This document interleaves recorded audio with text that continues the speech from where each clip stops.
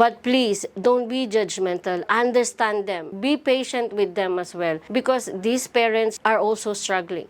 The Global Filipino magazine, where we share inspiring stories of our expats here in the Abu Dhabi, United Arab Emirates. For this episode, one of our guests that we invited happens to be a very personal person that I know. At the same time, I consider her as a friend. She is a colleague, a trainer, a mother, and she is open to speaking about her experience and talking about like a very sensitive topic. She is openly talking about ASD. What is it? What it does to the family, what it does to the parents. Yun po yung mga issue-shed light natin for this episode. Ms.Rosanna Garcia. Hi, Sir Joel. Good afternoon. Good afternoon. Maraming salamat for taking time in sharing this story, no? Kasi hindi lahat ng parents ay open in sharing their stories. Tama po? Yes. What is it? What is ASD? ASD is Autism Spectrum Disorder. For other people, they call that, you might have heard it na yung bata autistic, yung bata special, yung bata abnormal. That's the worst part. Yung maririnig mo, ay, yung bata abnormal. So we have to, I want everyone to understand that the kid is not abnormal. They are diagnosed as ASD, ADHD. Although yung iba kasi, they are really very obvious. Like for the Down syndrome, you know, the facial is not really like the normal kids. Yes. But for ASD, it's not easily noticeable. Because like for my son is 7 years old. He is diagnosed with high-functioning ASD. So on the positive side, my son is very smart. Usually, we call them gifted kids. But when the kid is becoming a little violent and they have some Hindi nabibigyan ng instructions, hindi nakikinig. Hindi nakikinig yung, if you call them, like they call you, I call you Joel, Joel, it's not that they're deaf or hindi ka nila naririnig, but their focus is not onto you. Their focus is on something that they're doing now. And if you talk to them, you tend to see, you will notice na kung saan sila tumitingin. Although kausap ka nila, but yung mata nila is focused on somewhere else. And then, kapag nagpa-picture din, you'll notice that, many people notice that on my son's picture.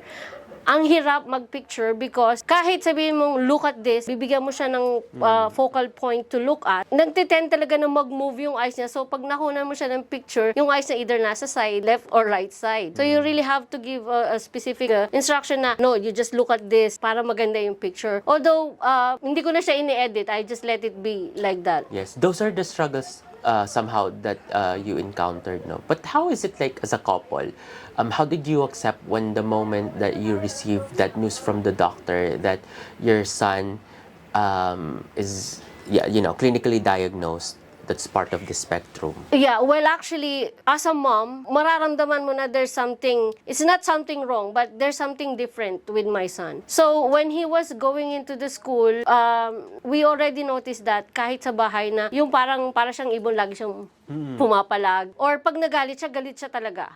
So at the back of my mind, I'm praying na sana hindi tama yung feeling ko. But then the school required an assessment. Although ayaw ko, we have to do the assessment as a school requirement kasi nga they notice na hindi siya makafocus and he tends to, hit other kids pag hindi niya na ma-express yung kanyang feelings. So then we went to this doctor. I was really hesitant to do that kasi like any other parent, I want to be in denial na no, my son is okay. Okay, there's nothing wrong with him. But the doctor did some tests, did some practical tests, academic tests. He passed all that. At 3.5 years old, he knows the 5 languages of alphabet. He can do 2-digit addition mentally without paper. But then the doctor said we have to accept the fact na he is on the spectrum border.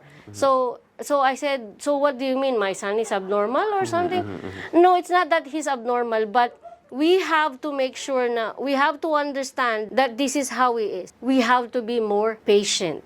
And this is what we need. We need to understand why he's crying. You need to understand why he's doing these things. He tend to even sleep with the toys. If you give him a toy now, an alphabet, any of the letter, he'll keep it and he'll sleep with it. That's how he is. He's obsessed with numbers and letters. The family is in denial. They said, my son is still a kid. He's just 3.5 years old. It's normal for kids to be having tantrums for not understanding or following your instruction. Yes. So, even until now, many people are still in denial that my son is ASD. But I have to accept this. The first step when you know your son is diagnosed with something is acceptance. Yes. Why? With acceptance comes everything. Kasi when you start to accept that this is the reason, that you will have a different point of view on how to handle him. Correct. Unlike before, I'm sure marami ka nakikita in the mall, batang nagwawala, hindi makontrol ng magulang. Ikaw, being judgmental is normal to people. Yes, I think that's... So, immediately ang magiging reaction niya, anong klaseng parent naman si Joel, pinababayaan niya yung batang magwala, maglupasay. You don't judge the parent. The purpose of that, letting them just explode or whatever is, kasi wala ka namang magagawa. Correct. You just have to accept the fact na yung bata is nagwawala. Tell us like that scenario that really broke your heart given this kind of, situation sa son mo. There was kasi tayo lumaki tayo na when you do something wrong, your parent will hit you. Hitting that kid is not a solution. Kasi the kid tends to remember that you're hitting him. Since he's very smart, he tends to do it back. Na, you're not listening to me, so I'll hit you. Kasi yun yung nakikita niya sa'yo. So what you have to do is, it's okay to be angry sometimes. Sometimes I lose my temper. And ayoko rin naman siyang saktan. There is one time na nagwawala siya for some reason. Nagwawala siya for half an hour. And I can't really make him stop crying. Yung pulang-pula na siya sa kakaiyak. I just have to hug him. I just said, stop, please stop. And I'm already crying. And the people around me is like parang... This is in a public space. No, bakit tinotolerate mo siyang ganun? You can't. I'm just saying, you just have to stop, please stop, Then tell me what's wrong. Because that time, he can't express what he wants. So he will just tend to just cry. So... What happens is talagang yung bugbog sarado ka na ang dami mo ng kalmot kasi nagwawala na siya kahit ikaw pagod na. But then, he will calm down. He will stop. And then, okay na. Then, talk to him nicely. And then eventually, There was an incident that you told me that you asked him about why are you doing this, and he said that he doesn't know. Hindi niya rin alam. Kasi there was one incident in the school recently. He tends to hit the other classmate. And I'm popular in the school now. Honestly, from the door, from the security to the reception. I don't know if I have to be proud of that or no. I don't want to be really in the school, but I was called because he hit another child. I was telling them my son is not violent. Okay? I'm always fighting with the school. My son is not violent. You have to understand. But please don't also pick on him pag may ginawa siyang mali. So, he hit someone, and then when I came to pick him up, I asked him. I said, "What happened today?" "No, because I wanted the sharpener of the classmate." Yes. I said, "So, did you ask nicely?" "I did, but she doesn't want to give me." Okay, I said, so I get angry. I'm very, very angry. I'm very upset. So what did you do? I punched him. I punched her. I said, why did you have to punch her? I said, I know it's wrong, but I can't control myself. I have to do. I just do it. I know it's wrong. I'm really sorry. And he was crying because that kid was sent to the clinic for check. So he was thinking what happened to the kid, why she was sent to the clinic. So I told him, okay, so next time you just really have to control. And what upset me most that day is when I was told that I think you should go for a psychologist. I said, my son is okay. There's nothing wrong with him, okay? So don't tell me those things unless you... That's coming from the school. So parang half of me is in denial na wala naman talagang mali doon sa anak ko. Kaya lang, we have to help each other na pag upset na siya, please do something instead of picking up on him and saying, si Joel nagwawala na naman. Diba? So, I keep telling them, don't pick up on my son, okay? And I'm trying my best. We go to therapy. We go for occupational therapy as recommended. And we always have those support. So, And ang this hirap. year, was it like affordable? No, it's not. It's very expensive. So, I also have a friend na ganito din ang sitwasyon. And even I know one more friend na yung anak niya is ADHD na ASD pa, who can't go to school at the moment kasi they have to undergo therapy. So, it's really very difficult. All you want to be angry, gusto mo siyang paluin, gusto mo siyang gulpihin, for that matter, but it won't help. Yes. So, after this diagnosis, I'm already very patient before. Yeah. Pasensyoso na akong tao. Imagine the patience that you have to extend that's to yourself, to your kid, and to the people around you, no? To conclude, Ms. Rosanna, what is your message to those parents, the parents who are going through the same situation, and to the people that is unaware?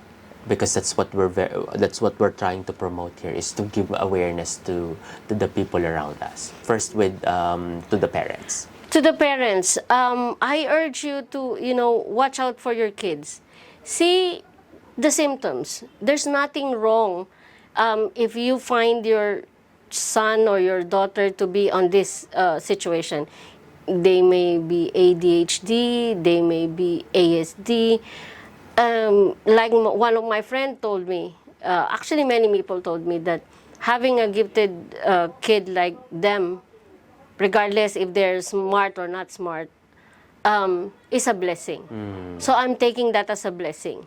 I know in the future I will understand why God gave him to me. But for now, we just have to have faith that there's something good that will come out here. So I want all parents to understand and accept their child if they have. You have to go for a diagnosis. Alam ko mahirap. Seek professional help. Yes, go for a development pediatrician because they will be the one who will be able to determine. There will be some tests, written tests, practical tests, or even just questioning, and they will be able to help. It's very expensive, honestly.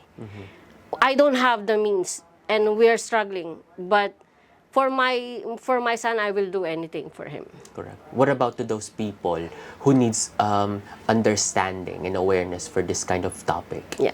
For the other people, when you see someone, when you see a family or a mother and a kid in a mall or anywhere for that matter, please don't judge. Don't judge the parent that they're not handling the kids properly. Don't judge the parent that they're just letting them, maglupasay, magwala there. Because there's nothing that the parent would like to do but to make the kid okay. And also, if you see these people in your restaurant, I saw one skit about this, that they're judging because you're abnormal. You're not supposed to be here. No, everybody has the right to be wherever they are. But please, don't be judgmental. Understand them. Be patient with them as well. Because these parents are also struggling. We are struggling. And we have to start having that respect for the other parents. You don't have the right to question how to become a parent. Because you don't know what is the story behind that situation. Thank you so much, Ms. Rosanna. Thank you, Sir Joel. This is a good opportunity to enlighten everyone about this topic. Maraming salamat po. Mga Thank ka-global, that's the inspiring story of Ms. Rosanna Pamintuan Garcia. Maraming salamat po. Thank you. Dan, ready na for class? Oo, andyan na yung